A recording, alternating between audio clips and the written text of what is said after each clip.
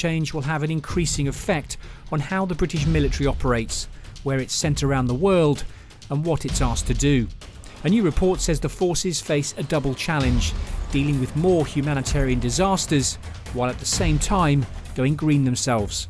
The climate is changing. The climate is making it more difficult to operate. The climate is affecting our bases, is affecting our equipment and so on. So we need to adapt. The scientists will say we've already locked in a more violent storm-led world, a wetter world, a warmer world in 2030. There's nothing we can do about that. Some of the scientists say that we've hit already 9 of the 15 tipping points that will push the world into an inexorable move to a much, much more difficult world to live in.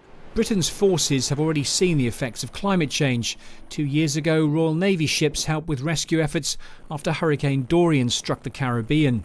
And in Somalia, British troops are helping combat another side effect of global warming, after years of drought left thousands displaced.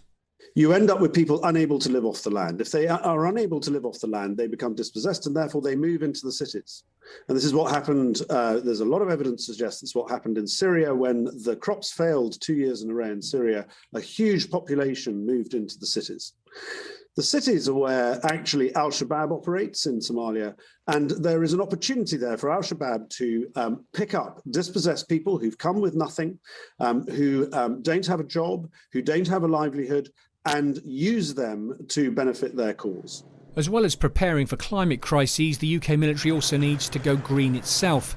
Defence accounts for half of all the UK government's carbon emissions.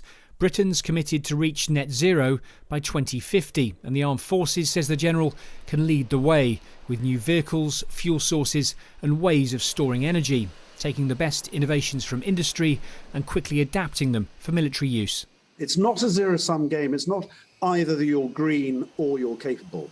I'm absolutely sure that if we embrace these new technologies and we look for ways that that can work for us, then actually we'll have a more capable military and more capable armed forces as a direct result of using new modern technologies.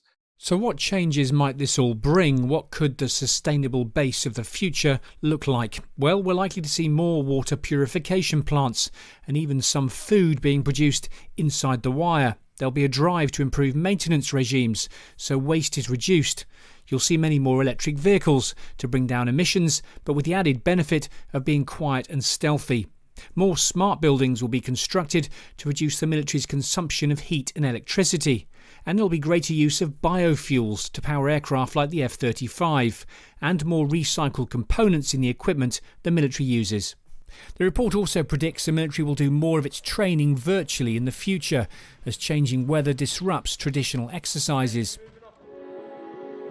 Recently, the MOD Sanctuary Awards showcased some of the green projects already underway within the military, from conservation work in the jungles of Belize to new eco-efficient accommodation on Salisbury Plain. By 2040, half of the fuel being used by the F-35 will be from sustainable sources, and the Navy's new Type 26 and Type 32 frigates may well have hardened hulls, allowing them to navigate the new Arctic trade routes, which will open as the polar ice caps melt. So with all this change, how might the British military of 2050 look?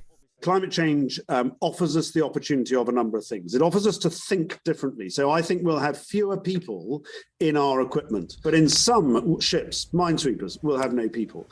In some aircraft, we call them drones today, no people. We'll have some armoured vehicles with no people. I think we'll see green energy solutions or renewable energy solutions in a lot of our vehicles and a lot of our equipment.